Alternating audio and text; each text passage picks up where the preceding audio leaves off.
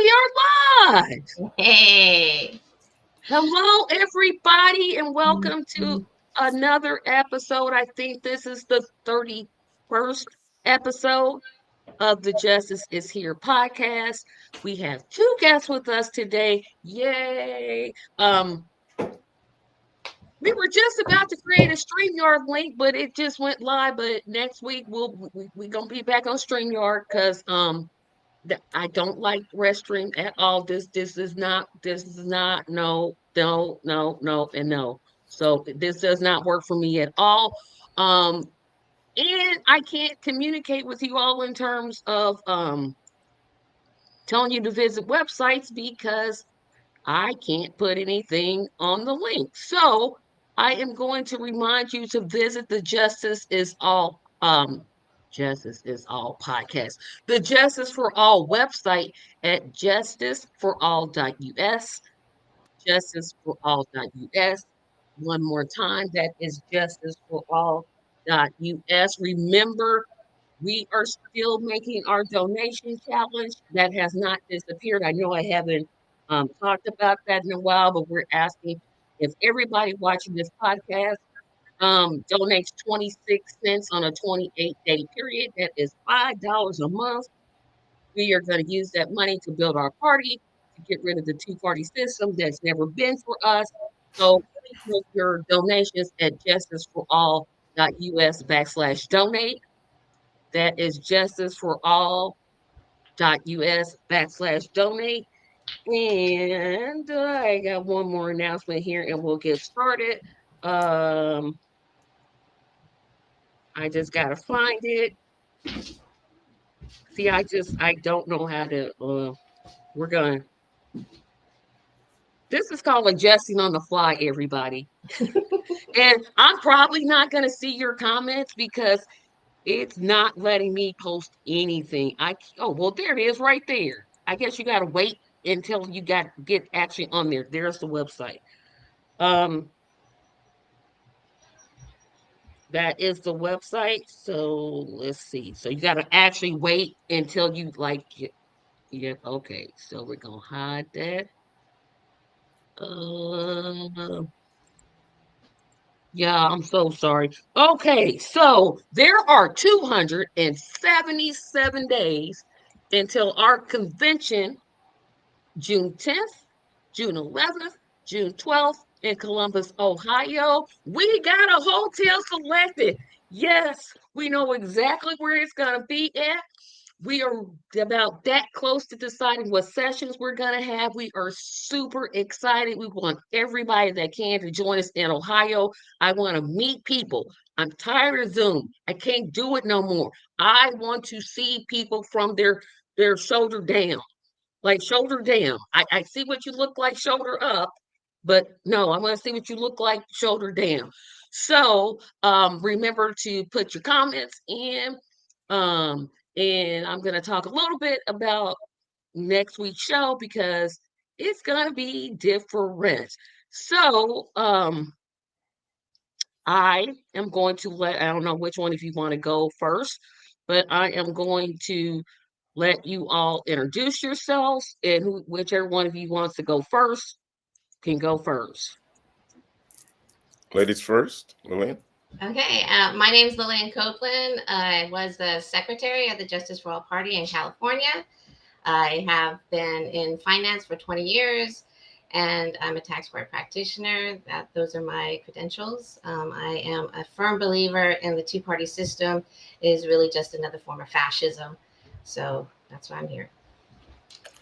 Well, I'm here by invitation of Lillian. We worked together on the Cornell West campaign. I served as the chair of the Justice for All Party in California. I'm a former professor at the University of Laverne and serve now as the executive director of the Ecumenical Center for Black Church Studies, which has been partnered with the University of Laverne for some time, offering an undergraduate degree in religion.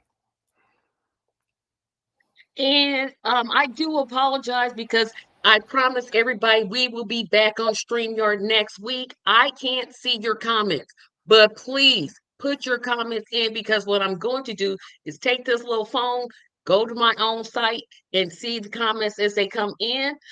So please put your comments because we need them.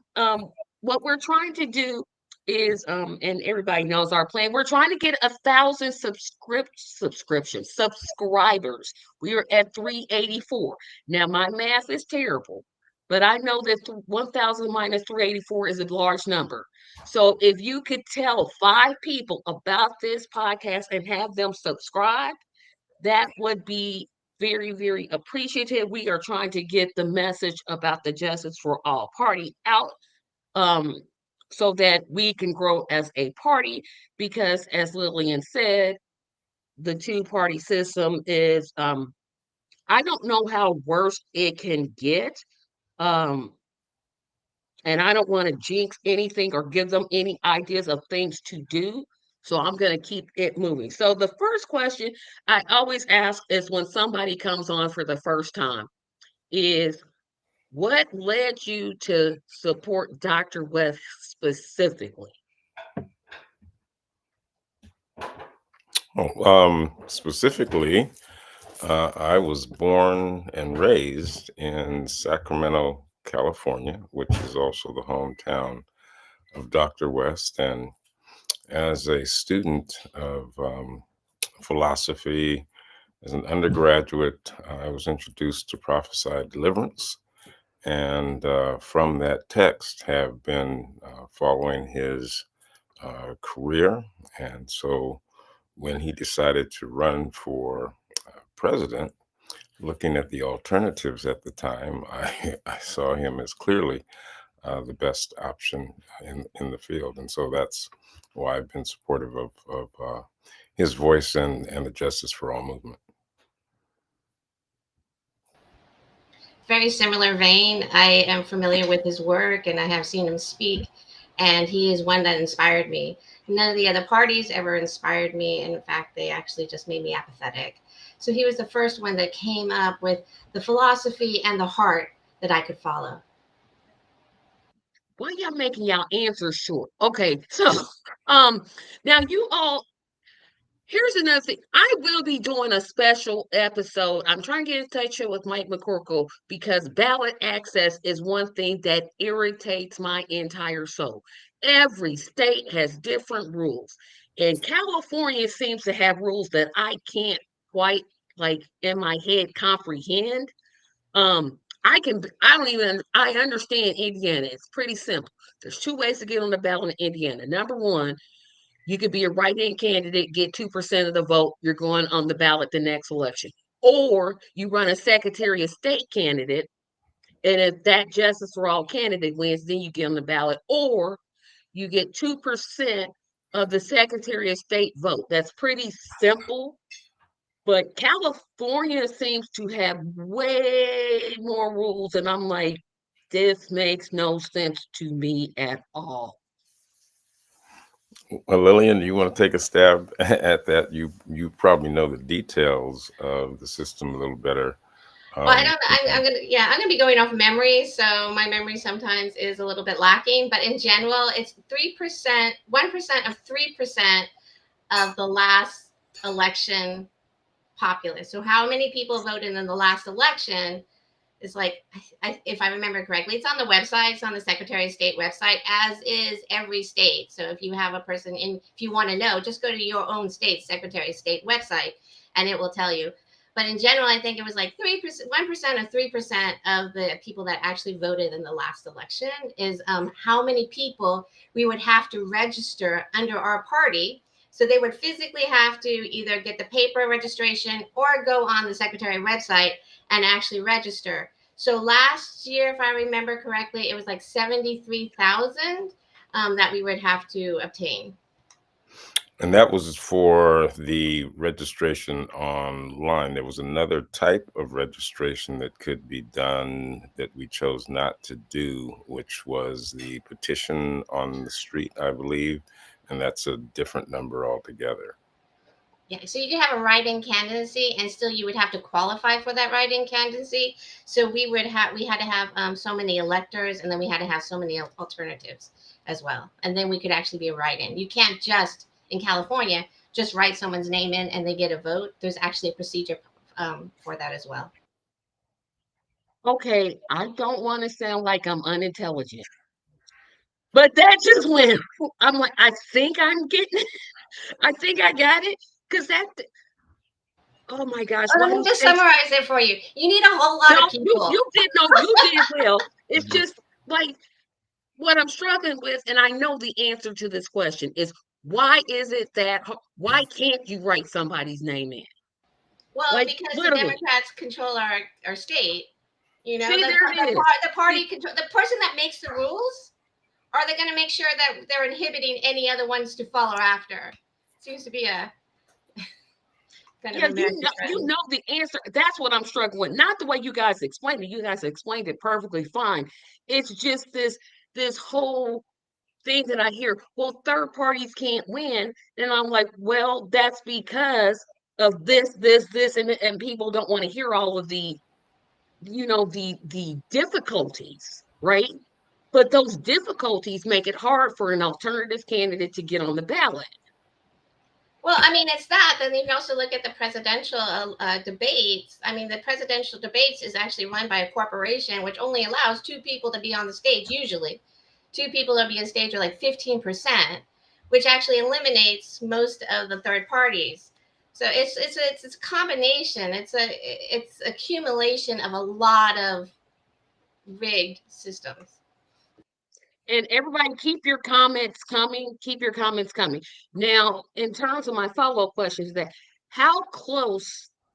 No, I'm not going to say how close. How many people actually registered for the Justice for All Party in California? Do you really want to know? I really want to know because you know why I want to know Not because very many. Yeah, Richard is correct, but there's also a caveat. There's also a caveat because there were people that we knew that were in our inner group. You know how you have a group, and then they're the ones that are organizing, and then they're going out and they're getting the people to. They told us that they registered, and these are people that I know, that I'm friends with, and I trust and I believe. And they said they registered, and then it comes back non-affiliate party. So it's kind of frustrating girl, they because was lying to you. Was excuse me? lying to you. I said, Not girl, they was lying necessarily. to you. There, I mean, I know, understand what you're saying that people are lying, but these are people that were making the phone calls, that were meeting with us every week, Oh, several times a week. We had meetings on Zoom. They were there. We had the organizing. They were there. We had the phone banking. They were there. So again, I believe that they actually went through the process, and then unfortunately, it came back. Was it NPP, non-party participant, or something to that effect? And that was many of those. So it is kind of who's running the show in a way. but you guys still haven't given me a number. It was only a few thousand. It was a few thousand. It was not Okay, so very. okay, so let me ask you this: was it below 5,000? Okay, so now I'm going to start fussing. Yep, this is what I do. So California, I think, has 52 million people. So what barriers? Because I want to say you guys, you just failed. You couldn't do it. Because if I was that concerned, I would take a plane out and help you get signatures. So I don't make critics. I'm not saying this in a critical way, but what steps do you identify and say, you know what, we could have did this and this and this and this and this? Start earlier Mhm. is one thing. Begin earlier with a strategic plan that people can understand. Part of the challenge is that people thought the campaign was starting too late and that it was not a viable option. I mean, it was very much a learning process, which means that next time will be much better. However, also, like, one of the things was we didn't have accountability. We should have had someone in every county calling up the board of electors and asking how many people registered. I tried to do that in my county, and I never got response. Because that's the one thing in Indiana we're going to be concentrating on because I'm not one to wait until the next president is just wait a year. We're figuring out now, hey, how are we going to do ballot? How are we going to get how are we going to get enough signatures where they can't say, oh, well, we can't put you on the ballot. Because our goal we had, and I know this number, 37,963 signatures we would need. Because in our state, we had to hope for a low voter turnout, so we can only hit that 2%. So we're like, okay, low vote. And we don't want low voter turnout. We want people to vote. But if we go by just the last one, how are we going to get 100,000 signatures? Because we got to get way more, way more in developing those plans and having somebody in. And if there's not somebody in that county, travel to that county and be like, hey, would you like to be the contact person for this county? So I'm glad you brought that up, because I'm like, okay, I'm going to put that idea in my head. There are questions coming out from the phone. I told you guys I could not see the comments coming in, so I'm using my phone. So Queen, I don't know who that is, but thank you, Queen, for tuning in. What are intellectuals doing to connect with everyday working people? That's a great question. I wouldn't consider myself an intellectual, so I'm just gonna not I answer guess this one. I guess my question is, where's the campaign at this point? I have not really been that involved since the election. I think that one thing that intellectuals can do is draw people to the platform and begin to discuss it in light of some of the issues and challenges that are before us right now. Is the platform still available for us to reference? That would be one question. It certainly is. Justice for all.us. It's right there. And we're revamping it right now, and we'll bring it to Yeah, you. that's right. Yeah, I'm the platform committee chair.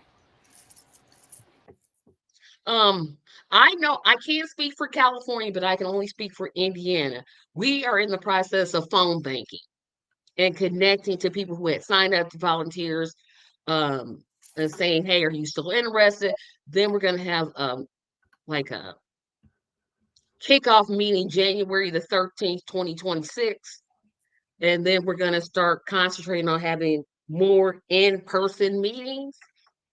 Because I think a lot of us we're just zoomed out, so we're trying to concentrate on making connections to people at events. The No More Kings rally, which Ferris and I went to, we actually went and was like looking for members.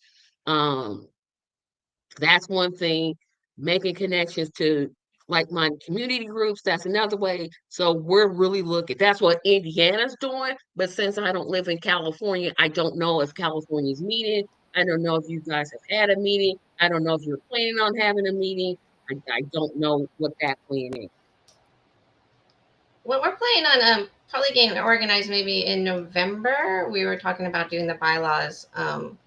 We have several factions, and we're just trying to close in the factions so that we can have an organized group. I know one of the things that we enjoyed in California during the 2024 campaign is we actually had hybrid meetings because we're a very long state. I mean, it takes like 2 days just to even drive up and down the state. So it's nice to have hybrid meetings because then you can all meet together, and yet those that want it can and want to meet in person can. And then you also are able to have the video so you can include the whole entire state. Yeah, that's a good one. Here's another question by and Tim mentioned that we are also trying to get more and more candidates for Congress and other positions. That is very, very critical. Um, I don't have that long-winded email address that we've been kind of contacting people at, but I will give my own personal contact information. If there's anybody out there that is watching this and is interested in working in a JFA, whatever state you live in, we'll put you in contact. And if there's nobody in that particular state, we'll probably come back and ask, hey, do you want to start a JFA party in your state? Tracy, Tracy, M is in Michael, CARSON 74 @gmail.com. No, I cannot type that. That's why I'm going back to StreamYard next week. But it's Tracy M. Carson 74 @gmail.com. Here's another question from Queen. Um, this is a really good one. What do you suggest will be the best way to increase JFA numbers? And I'm going to say specifically in California for the future. Well, again, my suggestion is that we start early, which we are planning to do, organized in such a way that we have those representatives throughout who can actually speak to the issues that are at hand. I think one of the things that did not happen is people were not well aware of Dr. West, his message, and the way in which he had a counter to many of the things that the major parties were saying. And so, again, proliferating the community with the message, again, is going to be the best way to get people on board.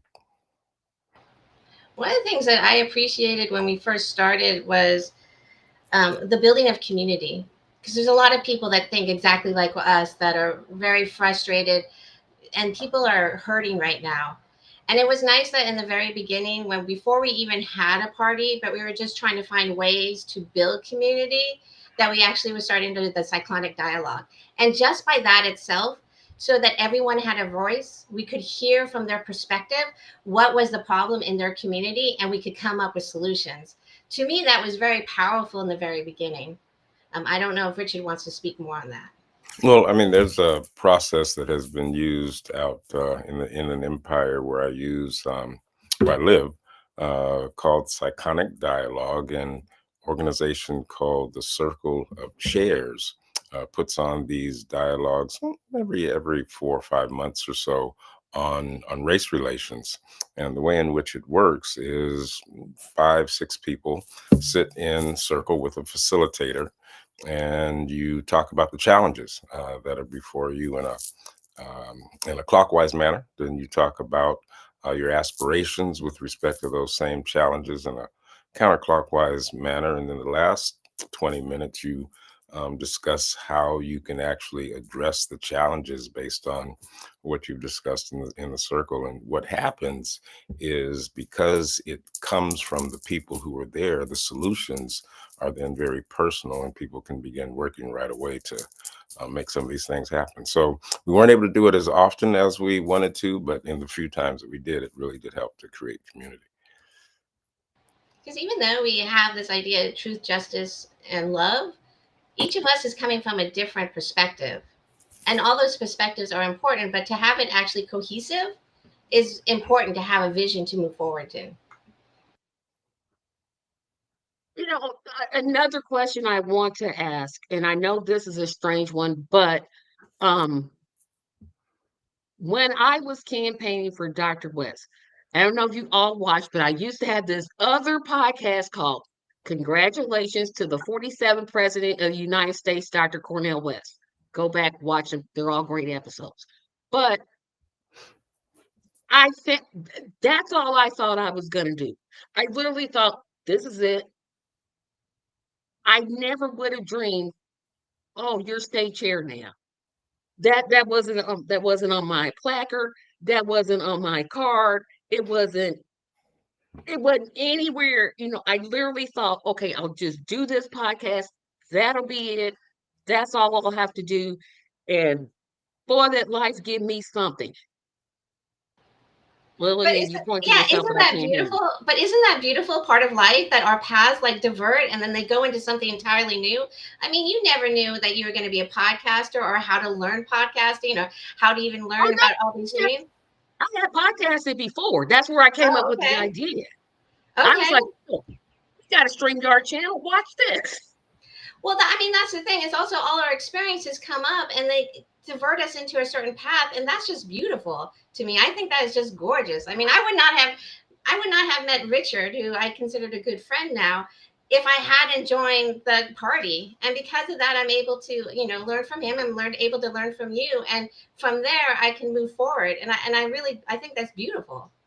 Okay, I want to take one step backwards. I know you've learned from Richard, but what one thing have you learned from me? Because I don't think I've taught anybody anything. I have learned about this is my first podcast. I have never been on a podcast before. I'm learning how to do this from you. You are teaching me, and I'm grateful for this, because this is Right. another experience that I will be able to use in my future. Thank you. You're welcome. Cause I was like, girl, what lie you gonna tell? Cause see, I don't got $20. I'm I trying to put don't it back tell in the any school. lies. I only tell truth, honey. And trust me, I really appreciate your help. And you're always there. You're always the one with the Zoom link for our meetings. You teach us a lot. Okay, I'm not gonna laugh at that. But I do want to make a interjection. I forgot to announce this. November the 14th, November the 15th, November the 16th. The convention committee is sponsoring a fundraising weekend. The 14th will be 80s trivia night. The 15th will be a virtual scavenger hunt. And the 16th, I'll conclude it with a interview with Dr. West. So get your dollars ready. We're going to have a fantastic time. And I did forget to mention that. And I will be, I'm telling you now, I'm going to be talking about that fundraising weekend because we're trying to raise $100,000. So guess what I'll be talking about for the next couple of weeks. Um, but I want to talk about something totally, it's kind of looking forward, looking back, looking forward, and I'll explain it in this way. So we all know who's president. I won't say his name, but we know the puppet in chief, right? People seem to think that what he's doing is new, and I'm like, no. To me, he's just saying the quiet part out loud. When he says things like, let's kill foreigners, I'm like, if you think about it, didn't Obama kill some people, American citizens? Didn't Clinton? Didn't I think that Trump is just saying the quiet part loud. And we've just ignored it and ignored it and ignored it. But he's just saying it. Like he's just unabashedly saying the quiet part. To me, he's saying the quiet part out loud. Historically, America has never been the place of truth and freedom and so forth that it has claimed to be. And so I think there's a degree to which you are correct that a lot of the things that we have done on the global scale, we have tried to put a different face on it. And so Trump has very much shown the negative side of imperialism and been very forthright with it. Um, what that's going to do in terms of the global situation is yet to be seen. So the chickens are coming home to roost, if you will. Malcolm X, yes. That is so true. I wonder, and I'm pulling out questions from back in my other podcast. Um, why did I call it that? That's the world's longest title. But anyway, I used to ask this question of people who supported Dr. West. What I would do is I would ask pretty much the same questions every episode. Why you support Dr. West? But there was one thing that I found that's still going on today that bothers me. And I don't know if you all have heard this, but it seems like the people who I call the K-Highs, the Kamala fans, seem to think she did nothing wrong. It's either um um it's my fault she lost because I should have just voted for her over Trump. And I'm like, no, there's other options. And it's like, no. And I'm getting back to this because I did a forum um in the month of June, and we had it was 5 African American women. And one of them said something that bothered me. She said, well, we can't be just one issue. And my issue with the Harris, who did she run as her vice? Oh, Walls team was she supports genocide. That's a line to me. I'm not willing to cross it. I'm not gonna cross it. I don't care what you say. I'm not gonna go in here and just vote for it. Did you all get that, or did I just get it because I'm black? Because I mean, people were just like, "How did you not vote for her? She's black." And I'm like, "But it takes more than that."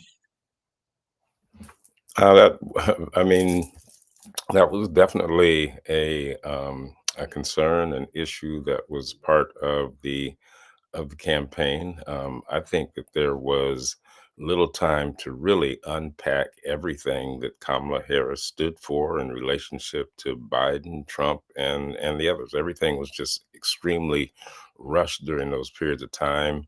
It was a time when the negative forces had their way with what was going on as well. So I think there was a lot of confusion in the air during that particular period, and people were look who became president. People were confused.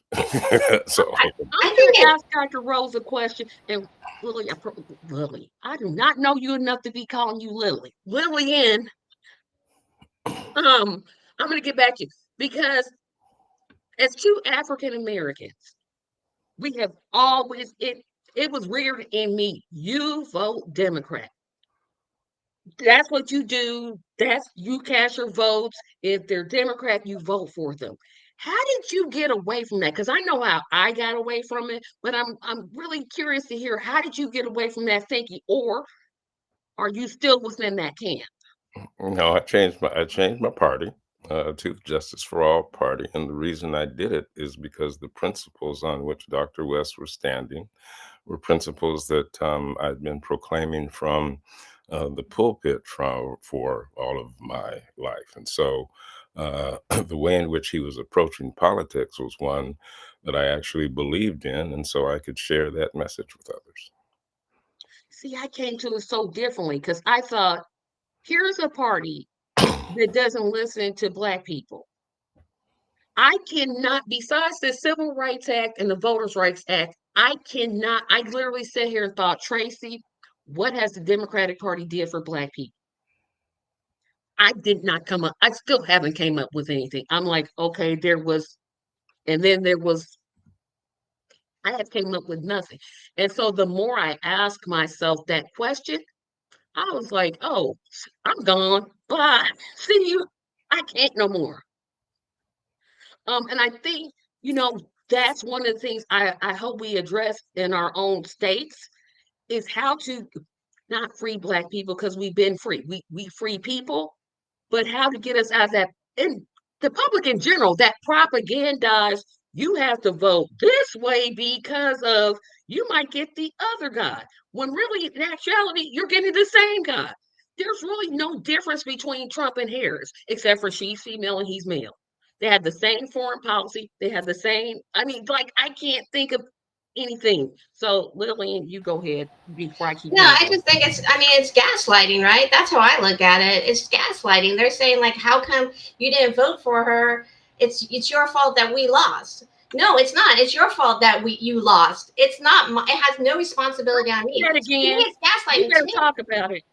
go ahead. No, I said you better talk about it because that's it. It's Kamala Harris's fault that I didn't vote for Kamala Harris. And then they It's put dumb. fear on us. They keep on putting fear on us. If you do not do this, the world's going to explode. You know, and unfortunately, Trump did win.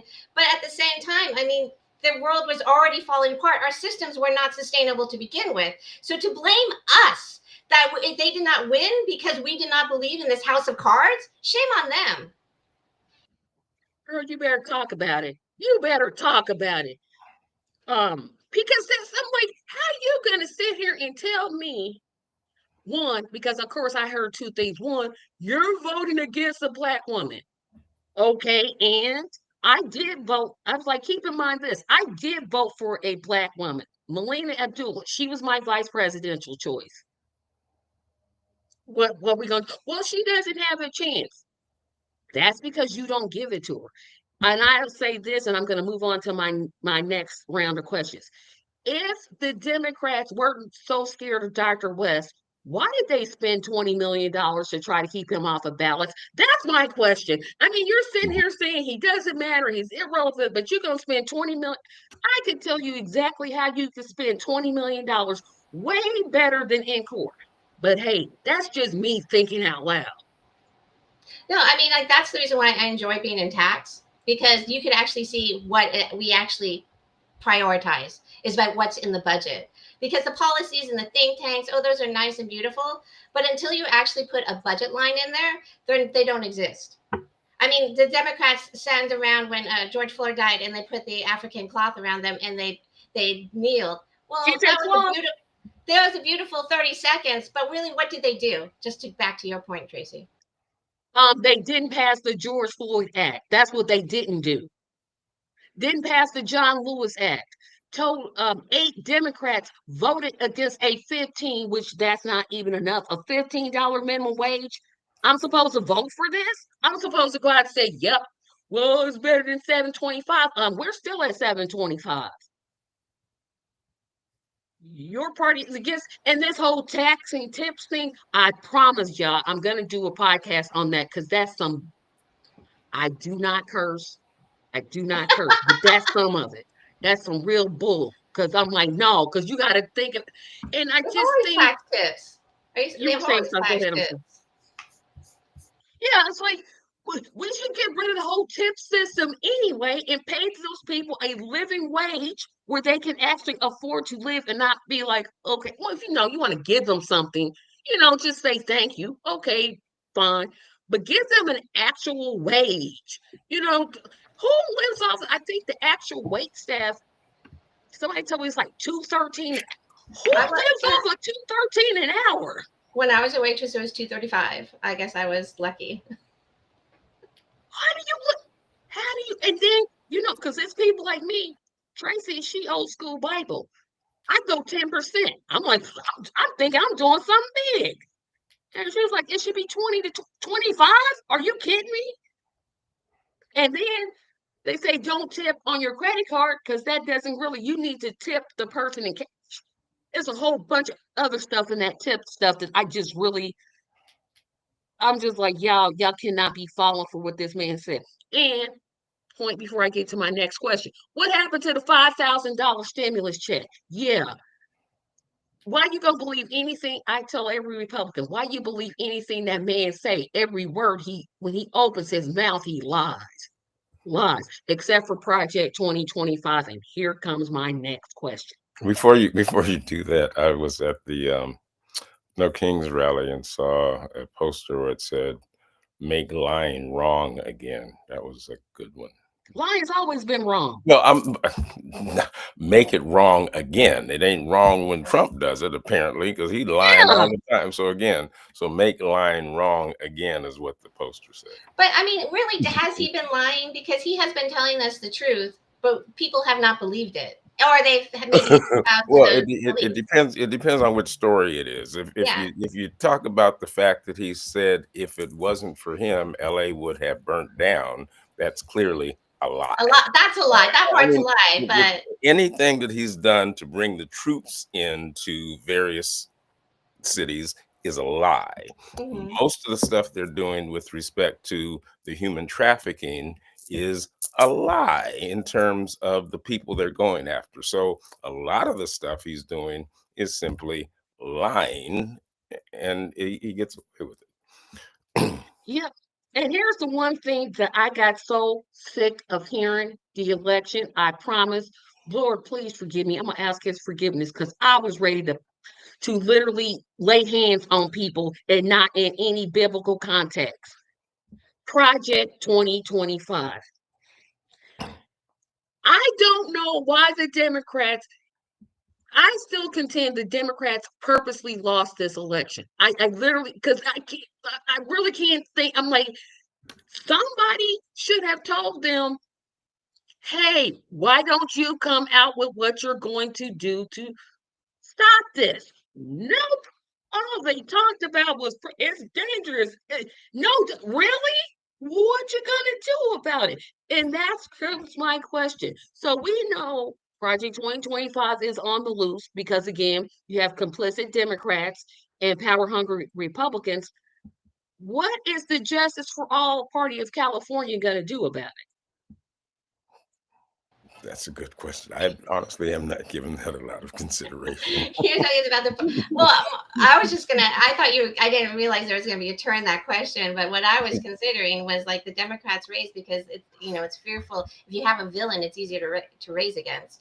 I hope that, and we haven't formed yet, but I'm hoping that the California Justice for All Party has a vision and we push forward with that vision because We already know what we don't want. We don't want kings. We don't want our people to be kidnapped off the streets. We don't want people to be shot in their beds. We don't want these things. We don't want an authoritarian government. But what do we want? And I think that's important. What I appreciate, though, is like maybe we could talk about a little bit is the beloved community, which is anti-racism, anti-poverty, and demilitarization, and actually race towards that goal. That to me is the vision that I would like to see in the future. Well, she's Oh, stated it in a much more positive manner rather than trying to counter what it is that the others are doing. Simply work on that which we believe will um, create a positive future for ourselves and our family, and not be distracted by the mess that comes out of Washington on a That's daily why I just see us chasing our tails. We're just chasing our tails. And to me, like, if this time basis. in our life, like if we were playing video games, the villain has won. They raided the treasury. It's already done. We're walking in the ruins of our society. There hasn't been a social contract that we have agreed on for decades. And so now this is the time to actually move forward. And what are we going to move forward towards?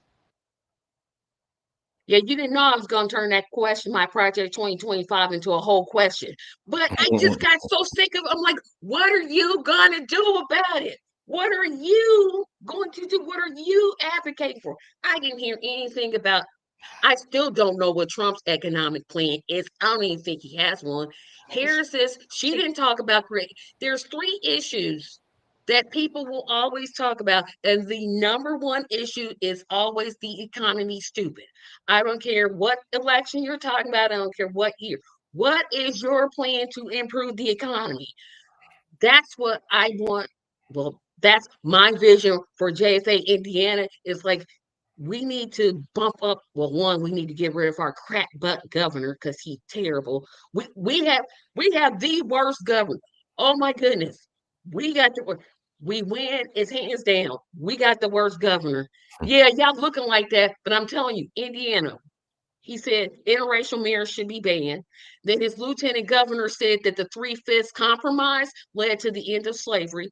And then when Mark Sanchez was stabbed because he attacked a 69-year-old, he said that it was Black men that didn't have fathers in the home that led to Sanchez's attack. Turns out the man was not Black. He was not white. It didn't matter what race he was. Yeah, that's what we got here. That's what we got here. So we got a lot.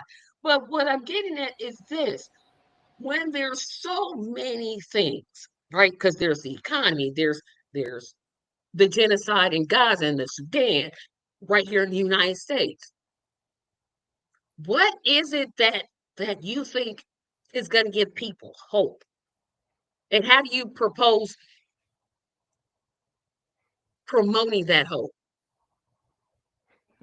Well, I guess the clearest thing is something that we experienced when we were doing some recruiting among the homeless population, um, and letting them know that the work that we were doing was actually for them, and trying to improve their status by taking their actual concerns with us into City Hall and those sorts of things. So, by actually connecting with the people and letting them know that any lobbying and work that we're going to be doing is actually on their behalf and not on behalf of some other segment of the population. I do have a question though. Is Mhm. it true that Gavin Newsom like tore down like a homeless camp and then like posed for pictures? He has been just tearing down the homeless. That's one of the things that both he and the mayor of the city have made priority here in the state. And so, yeah, there has been an assault on So, the homeless population here. and I'm assuming because I don't live in California, I don't know this. I'm assuming they're not building places for them to live. Like you tear down the camp, and then you're like, no, we built this great apartment over here so you can live here instead. I'm assuming that's probably is not happening. There's a housing crisis. I mean, Lillian, you can speak to it. There's a housing crisis in the state. I mean, homes, apartments are being built. There, the mayor had a budget and a project, I think it was called Home Safe or something of that sort, where they were actually trying to convert hotels and so forth into places for the homeless. But people who are without housing aren't necessarily looking to stay in government assisted homes and become a part of a society that does not work. And so, it's not just a matter of building homes, it's really a matter of addressing the needs of the population, and that's not being done properly. Yeah. Oh, we got some comments here. So I keep telling you, next week, I promise everybody, I'm going to pay this $36. I will eat ramen noodles for lunch because this right here is not, I don't like this. I don't like this at all. But there's some comments that came in. I'm reading off my phone. Um, Nelson checked in. Nelson said, "We never know what we are being prepared to what being prepared will lead us to. As long as our hearts are in the right place, we are called. We are called to the cause." Nelson also says we shouldn't have depended on customer generosity for a living wage. Exactly. That's exactly what I'm saying. Because some people are just dirt cheap. Michael Pan says cash payment and reparations are needed immediately for American freemen of chattel slavery. Agree with that. And then Nelson finally says the oligarchy has full control over everything, and they are getting away with it without anyone doing anything about it because they are also complicit. And that leads to my next question. Oh, go ahead, Lily. No, I keep calling you Lily. I'm no, sorry. please do. Please do. That's my name. I'm totally happy with you calling me Lily. Thank you. No, but I mean, that's the thing. Is like we had an economic disruptor. We've had it for several years, which is the internet and now IA. And so a lot of things are happening and changing within the economy. And unfortunately, that causes a lot of disruption, even in society. And then Trump was able to actually, he's an opportunist. He's a vulture. He was able to take advantage of that. So, I mean, that's the thing is one of the ideas or one of the things we need to do is make sure we have mutual aid to make sure that we take care of our neighbors during this time, because it is going to be very rough. And, people's lives, they need to eat, they need to have shelter, they need to be safe, they need to be, they just need to be cared for, which unfortunately this government and even the government prior was not necessarily doing the best job. Oh, he wasn't. He wasn't. It's not. I'm gonna leave it alone. I'm gonna leave it alone. I'm gonna leave it alone. I'm like, I don't want. Um, I want to talk about something. Um, well, no, it's within the course. Um, I've been really, really struggling with like not staying active because I'm like on like what 25,000 committees, but staying like encouraged. Like because you see what's ahead of you, right? You see Trump with his mass deportations, um, people starving, SNAP benefits being cut off. Our governor, even though Indiana has a $4 billion surplus, they aren't offering not offering anything, just saying we're going to cut SNAP benefits. I'm like, well, can't you just use the surplus? No.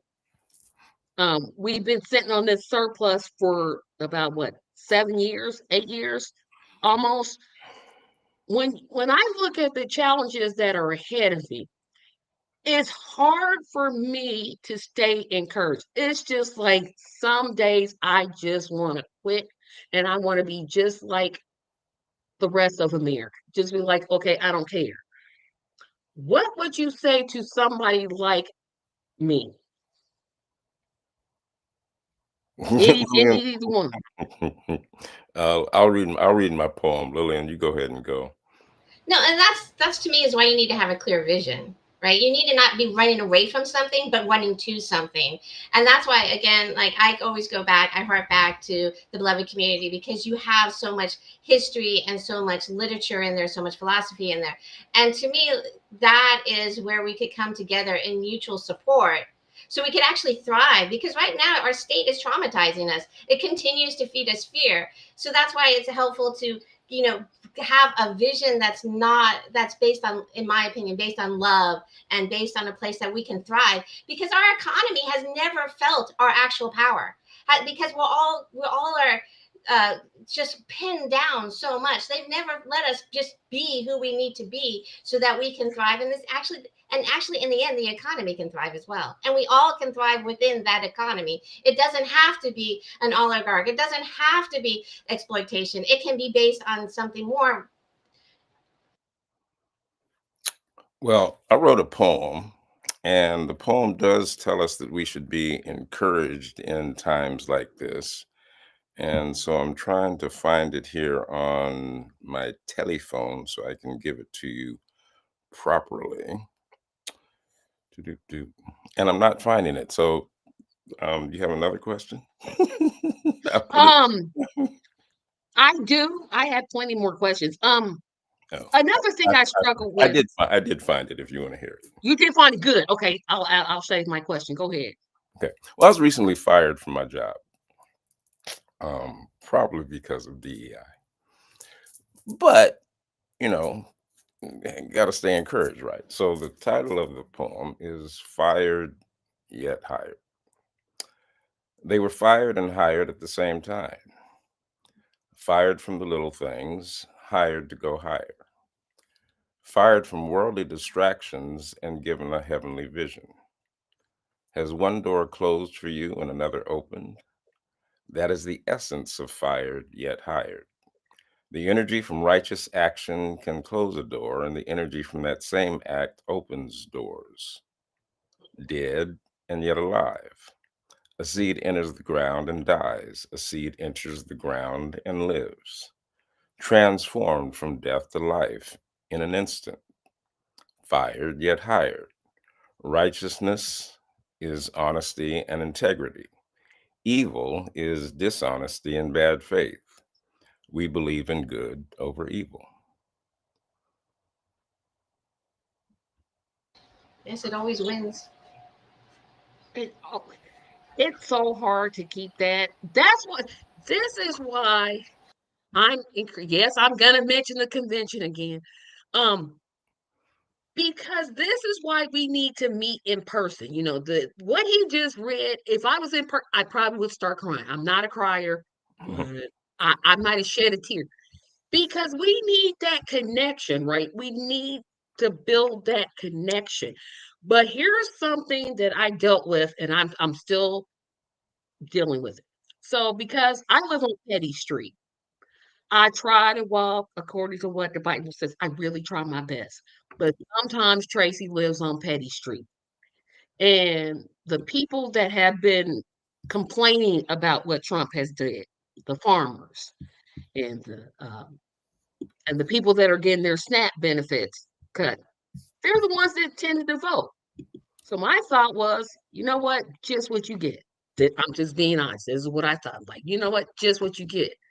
But I stopped myself and I said, no, they don't deserve to have their SNAP benefits just because they didn't vote for Dr. West, who I clearly think was the better choice, doesn't mean that they get to have their SNAP benefits cut off.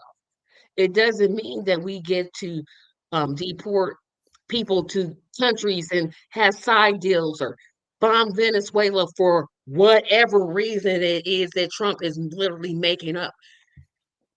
I had to stop putting on petty. It was a real conscious decision for me. It's like, stop being petty. People don't deserve the government.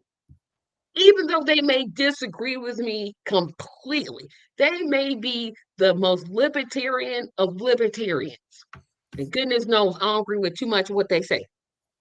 But they still, because they live in this country, well, no, because they live on this planet, they deserve, have a right to demand a government that works in its best interest. And that's what I really want to tell people. Don't go down the petty lane like I did, because I was on it for a while. I was like, just what you get now, you'll know. What did that accomplish? But if you have a society or a system that's based on the love of money, right, the love of greed, and exploitation, then this is the government that you're going to get. If we could rewire and talk and show people that you could, based on basically love, that you can love your neighbor, and we can thrive through that, they would not be voting this way. It's because they were told, like, if you don't vote this way, then your that little bit of scrap of food that you have is going to be taken away. Well, of course, people are going to think about their kids, and they'll be like, well, I don't want that little scrap of paper or food to be taken from my child. But that's because the love of money, opposed to, wait, maybe I can share with my neighbor, and we could all, share that bread. And I think that's the thing. We have forgotten that. And especially the evangelicals, because that's what I call them. That's what they are. I'm like, did you read the Bible? Did you read any part of it where in the Old Testament? Now, I don't know the book because I know it's in the Bible, but I can't find it. I can't tell you where it is, disease. Like, I know it's there. Where the Bible clearly tells you to treat the foreigners like you treat yourselves. Don't do harm to foreigners. New Testament, love your neighbor as yourself. What Bible is they read? I'm like, where is they reading? It's blasphemy, right? Because these preachers or the religious leaders sometimes are maybe not concerned about the actual word, but maybe more about their pockets, right? How they're giving their tithes. And how you could get a quicker tithe is to fear people and say, if you believe me, I am righteous. But that's blasphemy, right? That's self-righteous blasphemy. Because the reality is the Bible's simple. The Bible's super simple. Just remember, love thyself as love thy neighbor. That's all you have to remember. Take care of your orphan. Take care of the widow. Love thy neighbor. Feed those that are hungry, clothe those that are naked, and visit those that are in prison. Oh my gosh, I cannot. I cannot with them. I'm like, what are you reading? Like, maybe they're on some other, and I realize it's white supremacy. Yes, it They is. really think because they're white, they're better. Well, it's also just exploitation, right? It's just exploitation. Exactly. And if I could sell you how to get to heaven, you're going to purchase from me. But I would actually have to leave to Dr. Rose when he has the Black Center Studies. And this is something that they spoke about in their convention. Yes, please do, because I'm like, where are you reading it? I mean, a fifth grader could read that and be like, well, love thy neighbor. That doesn't mean, hey, let's take them to a jail overseas and let's take food away from them. You have to understand that they came over based on principles that were not based on loving one's neighbor. There was what they saw as providential design, whereby they saw biblical justification for actually enslaving blacks here in America. So there's a lot of twisted things that are going on in their religious understanding of what it means to be a child of God. You said that so eloquently. I mean, it was just, I'm like, oh yeah, because see, I would have said you're a hypocrite. See, I think that's my other problem. Like when I interview, because I've interviewed Dr. West this will be my fourth time interviewing him. I know, right? But like, sir, you are a philosopher. I'm just street. I'm like, look, whatever's in my mind, it's coming right out of my mouth. I don't have that stop. Like, I think intellectuals have that stop that makes them filter what they're saying in a good way. Like they know how to make it pretty. Like I don't have that skill. I just say what I think and I'm like, well, that's it. It's okay. Thank you. You said that way better not to. I'm like, you just a hypocrite. You a snake. That's what you are. You're a snake. You're a goat among sheep. Yeah. That's what you are. Yeah. One of the things like Abraham Lincoln, I think, once said is like he was obviously very learned and had a steel mind. But one of the things he said is like, if the people can't understand you, it doesn't matter what you say. And I'm actually paraphrasing that one. You know what? I hate to give Trump credit because I don't like give him credit. But the one thing that I think he does well that we can learn, he knows how to talk to people, like right where they can get it.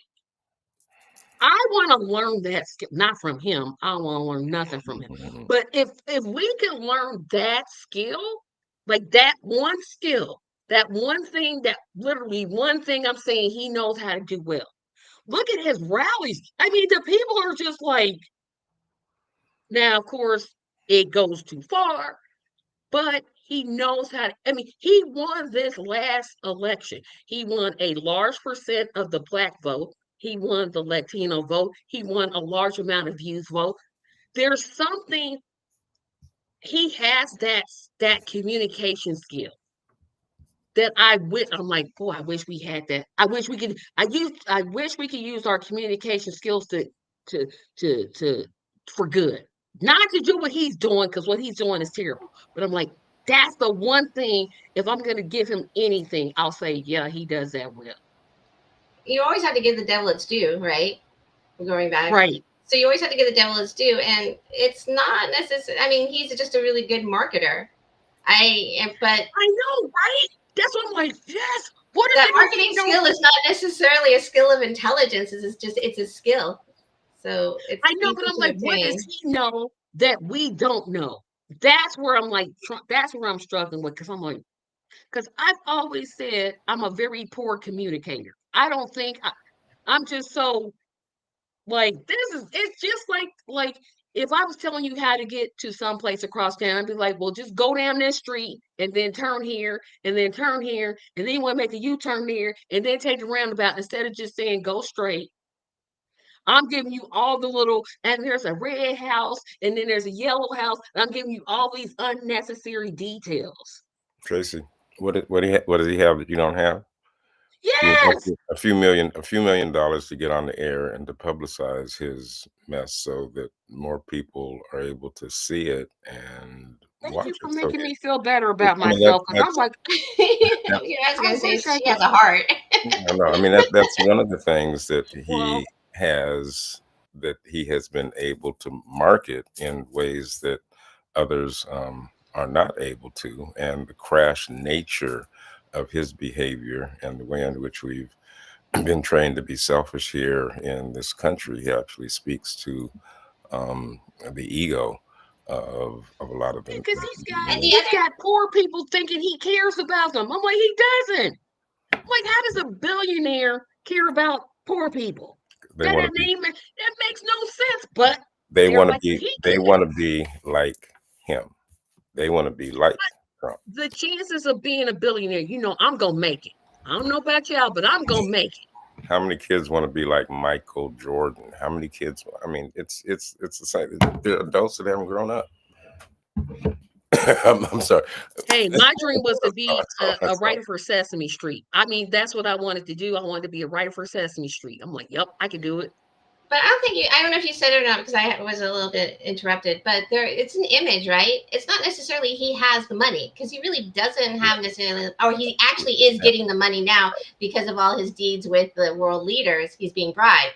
However, prior he was just an image. It was Right. gilded, and that gilding had washed away, but he still was able to keep it up.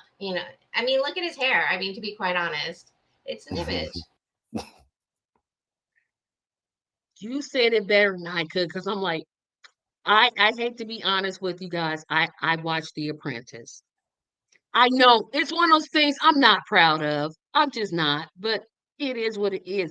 And I think all the time it's like, what does he have that I could develop and then use?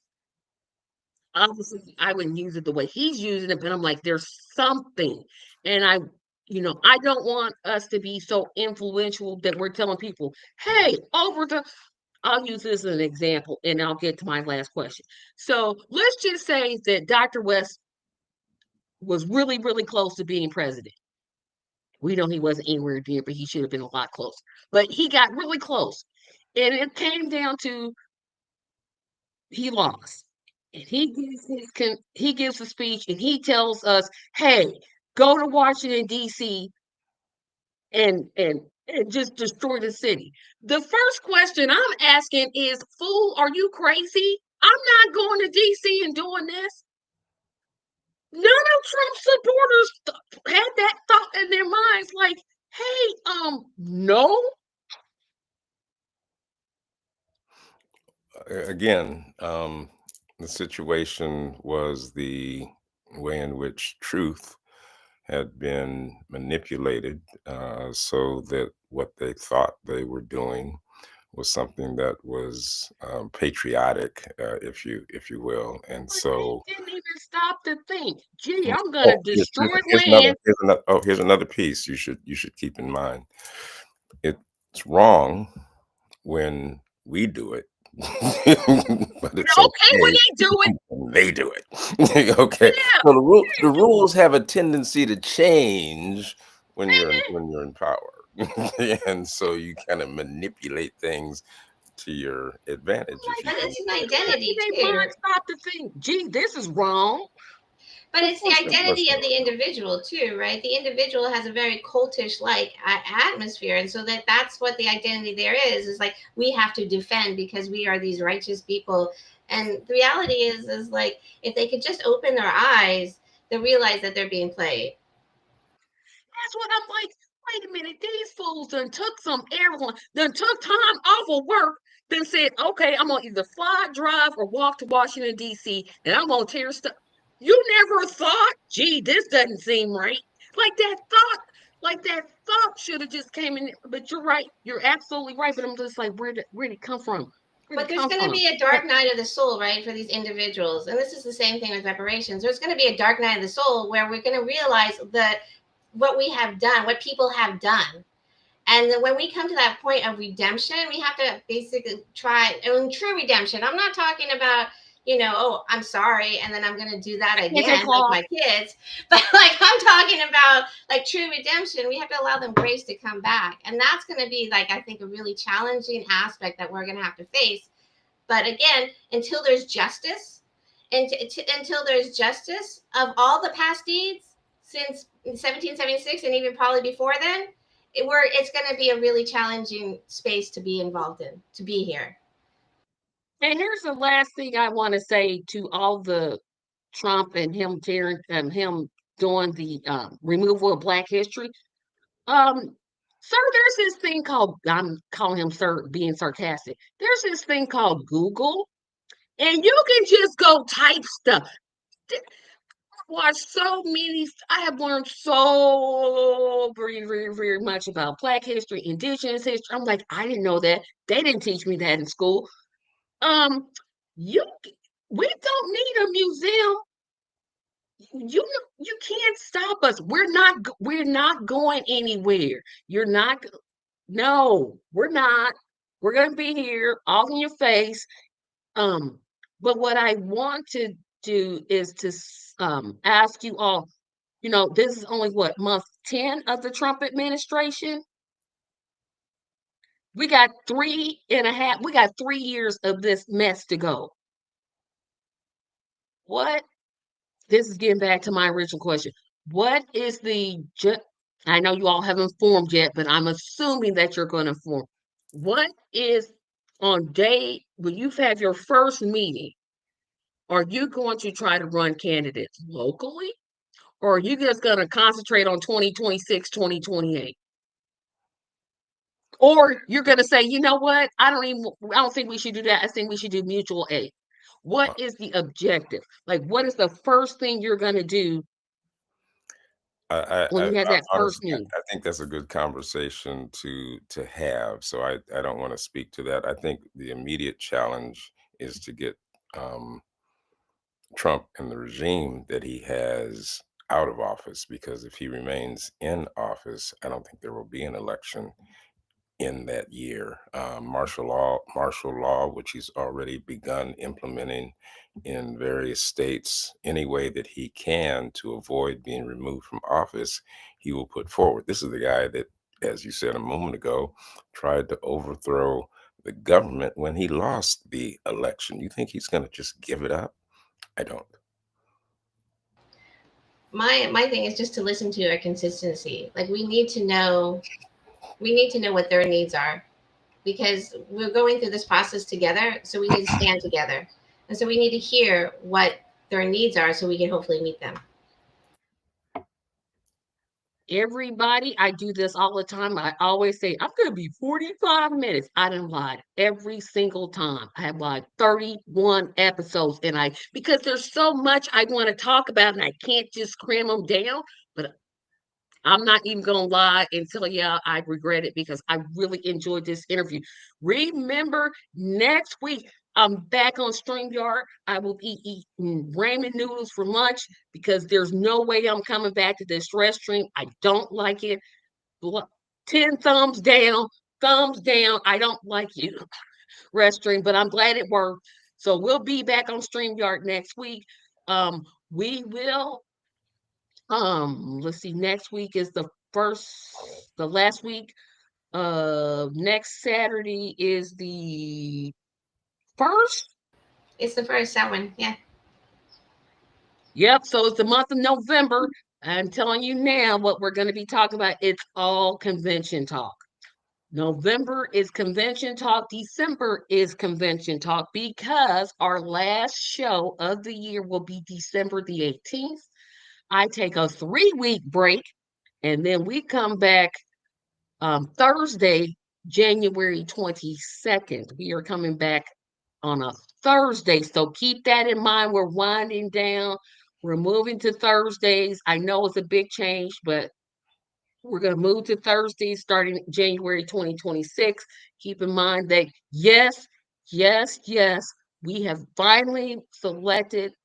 I know I'm talking about a lot of the convention stuff. That's because I'm the chair of the convention committee. That's what I get to do.